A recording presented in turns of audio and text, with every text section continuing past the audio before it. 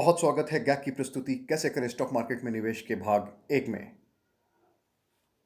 नमस्कार दोस्तों, बहुत स्वागत है आपका गैक की प्रस्तुति कैसे करें स्टॉक मार्केट में निवेश के प्रथम भाग में।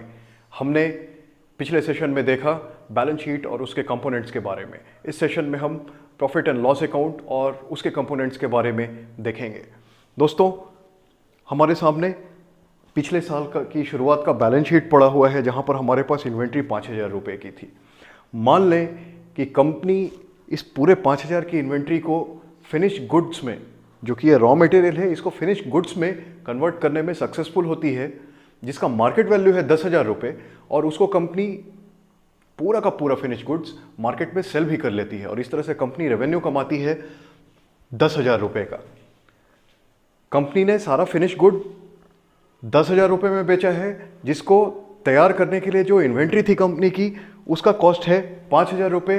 इसलिए हमारा जो कॉस्ट ऑफ गुड्स सोल्ड है वो सिर्फ 5,000 रुपये ही है, जो कि हमको ग्रॉस प्रॉफिट देता है 5,000 रुपये का। लेकिन दोस्तों, कंपनी सिर्फ इतना ही खर्चा नहीं इनकर करती है, ये रॉ मटेरियल का खर्चा है, इसके साथ साथ सेल में सेल्स के लोगों को भी पैसा देना पड़ा होगा, कंपनी के ऑफिसेज होंगे, ट्रांसपोर्टेशन पर खर्चा हुआ होगा। दोस्तों, इन सबों को selling general and administrative expenses कहते हैं। मान लें कि कंपनी ने को टोटल 300 रुपये खर्च किए सेलिंग जनरल और एडमिनिस्ट्रेटिव एक्सपेंसेस पर। दोस्तों, कंपनी अभी नई है, उसने अपने माल को बेचने के लिए कुछ एडवर्टीजमेंट भी किया होगा। मान लेते हैं कि एडवर्टीजमेंट एक्सपेंस 200 रुपये था। दोस्तों, एडवर्टीजमेंट एक्सपेंस भी सेलिंग जनरल और एडमिनिस्ट्रेटिव एक्सपेंसेस का ही हिस्सा माना जाता है, लेकिन इस चीज़ को यहाँ पर बढ़िया से एक्सप्लेन करने के लिए मैंने इसे बाइफरकेट कर दिया है।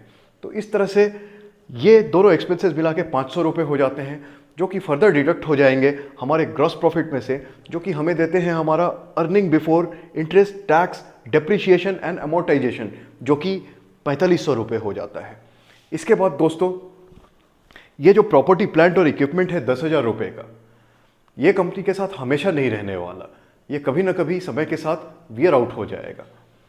कंपनी एज्यूम करती है, हमने सिंप्लिसिटी के लिए ऐसा एज्यूम किया है कि स्ट्रेट लाइन मेथड पर कंपनी कैलकुलेट करती है अपना डेप्रिसिएशन, और हमने ये एज्यूम किया है कि ये प्रॉपर्टी, प्लांट और इक्विपमेंट है, ये 10 साल कंपनी के साथ रहने वाला है, 10 साल कंपनी को बेनिफिट्स देने वाला है।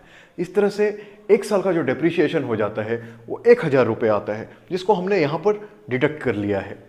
दोस्तों, डेप्रिसिएशन कैलकुलेट करने के दूसरे मेथड्स भी है, जो कि और कॉम्प्लिकेटेड हैं, लेकिन यहाँ पर समझने में, प्रॉफिट एंड लॉस अकाउंट समझने में आसानी हो, इसलिए हमने ऐसा ये किया है।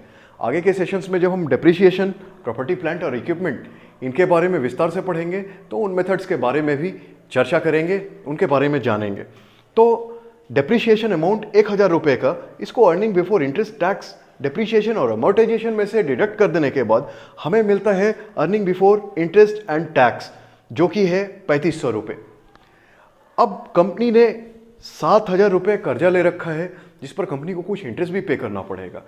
Again, for the sake of simplicity, हमने एज्यूम किया है कि कंपनी सालाना 10% इंटरेस्ट पे करती है अपने बैंक को, जिससे उसने ये 7,000 रुपये का डेट लिया है। तो इस तरह से हमारा इंटरेस्ट एक्सपेंस जो आ जाता है वो है 700 रुपये, जो कि हमें हमारा अर्निंग बिफोर टैक्स या प्रॉफिट बिफोर टैक्स 2,800 रुपये देता है। दोस्तों, हमने एज्यूम किया है कि कंपनी का इफेक्टिव टैक्स रेट 30% है, जिस पर कंपनी का टैक्स एक्सपेंस 840 रुपये आता है, और इस तरह से प्रॉफिट बिफोर टैक्स, या जिसे नेट इनकम भी कहते हैं, वो 1,960 रुपये आ जाता है। दोस्तों, ये जो 1,960 रुपये का नेट इनकम कंपनी ने अचीव किया है, ये पूरी तरह से शेयर होल्डर्स की संपत्ति है। अगर मेजॉरिटी शेयर होल्डर्स डिसाइड करें कि ये एज डिविडेंड उनमें डिस्ट्रीब्यूट हो जाना चाहिए, तो इसको एज डिविडेंड शेयर होल्डर्स में डिस्ट्रीब्यूट कर दिया जाएगा। अगर मेजॉरिटी शेयर होल्डर्स ये डिसाइड करते हैं कि ये जो अमाउंट है, इसको फिर से कंपनी को ही वापस चला जाना चाहिए री इन्वेस्टमेंट के लिए, जो कंपनी के प्रोजेक्ट्स हैं उनमें पैसों की ज़रूरत है, तो ये जो प्रॉफिट कमाया है इसको भी कंपनी में वापस चला जाना चाहिए, तो फिर से ये अगले साल के बैलेंस शीट में, इक्विटी में एज रिटेन्ड अर्निंग्स, रिजर्व्स और सरप्लसेज में रिपोर्ट किए जाएंगे, जो कि कंपनी की इक्विटी बढ़ाएगी अगले साल के लिए। तो दोस्तों, ये था एग्जाम्पल हमारे प्रॉफिट एंड लॉस अकाउंट का, जो कि हमें अचीव हुआ था गैक के 1 साल के ऑपरेशन के बाद। अब हम देखते हैं कि कंपनी जिसने शुरुआत किया था 2,000 रुपये कैश से, 1 जनवरी 2016 को। अब 1 जनवरी 2017 हो गया है। 1 साल के ऑपरेशन के बाद कंपनी कितने कैश पोजीशन के साथ है अभी, कितने कैश अमाउंट के साथ है अभी, ये हमें मदद करेगा आगे का बैलेंस शीट कैलकुलेट करने में, आगे का बैलेंस शीट बनाने में।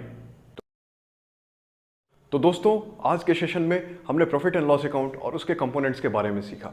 अगले सेशन में हम लोग सीखेंगे कि किस तरह से कंपनी का कैश पोजीशन डिसाइड किया जाएगा कंपनी के इस बैलेंस शीट पर और 1 साल के performance profit and loss account के बेसिस पर, और उसके बाद फिर हम अगले साल के लिए कंपनी का बैलेंस शीट बनाएंगे। ये सब जानने के लिए बने रहें हमारे साथ। दोस्तों, आज का सेशन कंक्लूड करते हुए आपसे इतना ही रिक्वेस्ट है कि अगर आपको हमारे सेशंस पसंद आ रहे हो तो सब्सक्राइब करें हमारे चैनल को, इसके वीडियोस लाइक और शेयर करें। ये हमें प्रेरित करता है ऐसे ही वीडियो बनाते रहने के लिए। एक बार फिर से बहुत धन्यवाद।